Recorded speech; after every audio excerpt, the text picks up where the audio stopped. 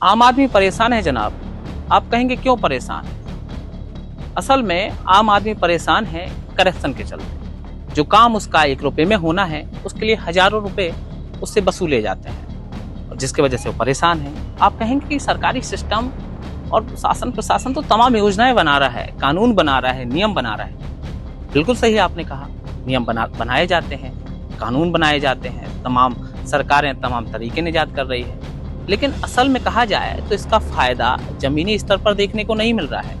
अगर ऐसा होता तो करप्शन की जो तस्वीरें हैं वो कम हो जाती। मध्य प्रदेश से ही कुछ एक ऐसी तस्वीर निकल के सामने आई है जो चौंकाने वाली है। दरअसल मध्य प्रदेश में टीकमगढ़ जिला आता है और टीकमगढ़ जिले में बलदेवगढ़ आता है। बलदेवगढ़ में एक महिला ने आरोप लगाए हैं कि उसकी जमीन दबंगों ने हथिया ली और लंबे समय से वो प्रशासन से मांग कर रही थी कि उसकी जमीन उनसे छुड़ा ली जाए और हमें वो जमीन दे दी जाए। लेकिन असल में लंबा समय बीत गया, महिला परेशान होती रही, राजस्व विभाग के चक्कर लगाती रही, लेकिन सरकारी सिस्टम ने उसको नहीं देखा, या यूं कहें कि बिना पैसे के उसको वो देखना नहीं चाहते थे, उसकी समस्याएं सुनना नहीं चाहते थे। महिला का आरोप है कि उससे मदद के नाम पर रिश्वत मांगी जाती है, जिसके बाद अभी तक उसकी कोई समस्या का समाधान नहीं हुआ और जब जो रिश्वत मांगी गई थी उतने पैसे उस महिला के पास नहीं थे, तो वही चुकाने के लिए वो अपनी गाय को लेकर एसडीएम कार्यालय में बांध देती है और फिर पूरा मामला सुर्खियों में आता है। कल से मामला सुर्खियां बटोर रहा है, लेकिन असल बात यही है कि उस महिला को अभी तक कितनी मदद मिल पाएगी या कब तक मिल पाएगी, इसका अभी तक कुछ निकल कर सामने नहीं आया है। अब सुन लीजिए कि आखिर वो महिला क्या कुछ कह रही है। तुमने इस संबंध में एक आवेदन दिया है यहाँ पर? दिया है, थाने में हमारी रिपोर्ट नहीं लाई। यहाँ पर दिया है? यहाँ पे 1 नहीं 2 दिया है। अच्छा, कोई कार्रवाई नहीं है। ये बोलते हैं कि फ्री में काम नहीं होता है, जिनके पास पैसा है तो काम होएगा। और गई गवाना सब जना बैठ 5 बजे भगा में यार दिना सुबह दे बाबू 5 बजे तक बैठाए दे रहा। कितने रुपए की मांग की है?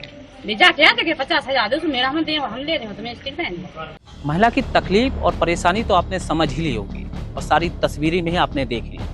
अब जरा प्रशासन के जवाब भी सुन लेते हैं कि प्रशासन आखिर क्या कह रहा है। बल्लेगढ़ की एसडीएम क्या कहती हैं, जरा इसको सुन लीजिए। इस मामले में मेरा कहना है कि स्थगन पूर्व से जारी है और पूर्व से ही जारी होने के कारण दोबारा स्थगन दिया जाना उचित नहीं था। वो महिला मेरे पास आई थी, मैंने जांच के निर्देश दिए हैं तहसीलदार को और थाना प्रभारी को भी उसकी प्रति दी है। तो मैम उसका कहना है कि 50,000 रुपये मांगे थे, उसमें क्या कहेंगी आप? वो स्थगन के लिए पैसे मांगने का आरोप लगा रही है, जबकि स्थगन पूर्व से जारी है, इसलिए इसका प्रश्न ही उत्पन्न नहीं होता। आरोप उसके पूरी तरह से निराधार है और तहसीलदार जांच कर रहे हैं। जांच के बाद जो भी रिपोर्ट आएगी तो हम उसमें कार्रवाई करेंगे। स्थगन पूर्व से जारी है, इसलिए उसके आरोप पूरी तरह से निराधार है। तो ये थी बल्लेगढ़ की एसडीएम भारती मिश्रा, जो बता रही हैं कि महिला के आरोप निराधार हैं। हम जानते हैं और सभी जानते हैं जनाब कि आप तो पढ़ी लिखी ठहरी और एसडीएम ठहरी।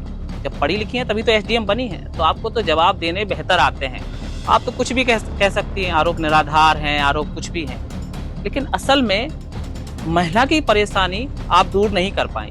अब आपने जांच के आदेश दिए हैं, कब तक जांच होती है और कब तक वो आदेश का पालन होता है और कब तक उस महिला की परेशानी दूर होती है, ये देखने वाली बात होगी। TV9 भारतवर्ष के लिए मैं हेमंत शर्मा, टीकमगढ़।